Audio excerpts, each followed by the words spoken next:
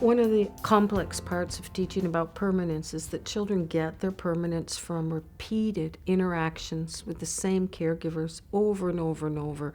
Mommy's voice, mommy's face, mommy's touch, the smell of mommy, daddy's voice, daddy's touch.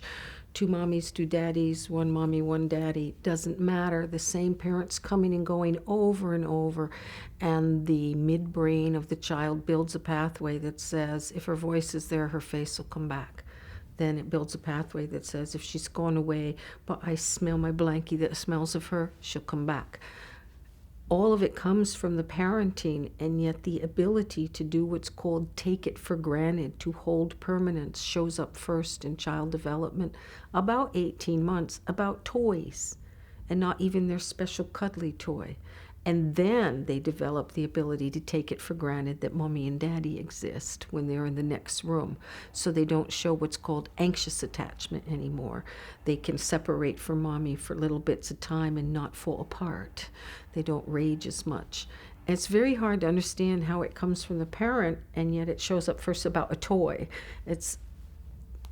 Sounds bizarre, actually, even to me who teaches it for 27 years. So I've developed this exercise, and I don't even know how I came up with it, but where I have people put something that's not important to them under a chair. And they're not minded. Intellectually, they know it's there, and sensorily, they have no response to it except what is this woman doing? And then I have them pick that up, and I ask them to put something very important to them under the chair. And it takes them longer. I get opposition. I've often had people say, no, I won't do it.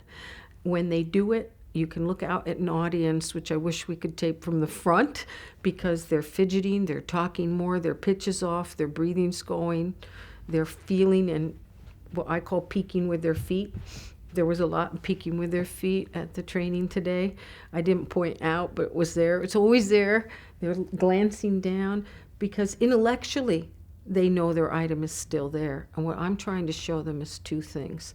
This isn't an intellectual knowledge. And when you're anxious and cortisol runs, which is what happens when we're under high levels of stress, especially stress that threatens existence, then your pathway to your thinking brain shuts down.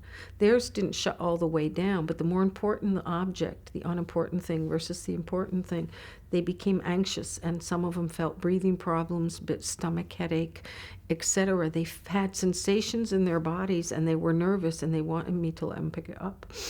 And that's just what we call a slippage in permanence, but it helps people understand what it might feel like, how it's sensory, not intellectual. That's a very important message, because us parents, if we don't know that's what it is, or teachers or professionals, will say to the kids, you know it's still there. You know mommy's still there.